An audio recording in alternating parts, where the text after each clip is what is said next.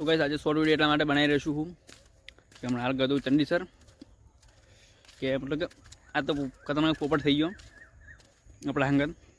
કે શું થયું તમને હું આખી મારી કહાની જણાવું તમને કે અમારા જે મમ્મીઓને લઈ ગયો દવાખાને અને અંદર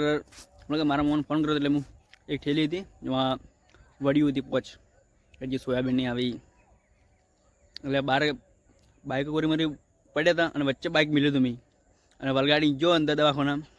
થોડી વારની 5 મિનિટની પાછો આવીને જોવું નહીં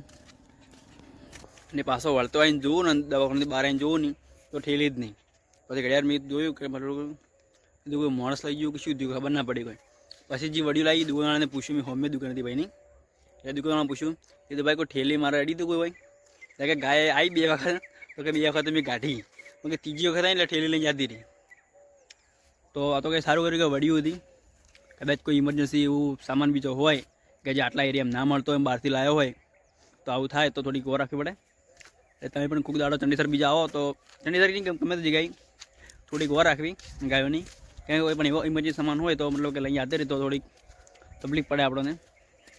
થોડીક વાર રાખવી અને મને પણ શીખવા મળી ગયું કે હવે આ રીતના વલગાડીને આવું નહીં કદી તો આપણે પણ વાર રાખશું અને તમે પણ વાર રાખજો તો બસ વિડીયો ગમે તો like and subscribe thank you for watching bye.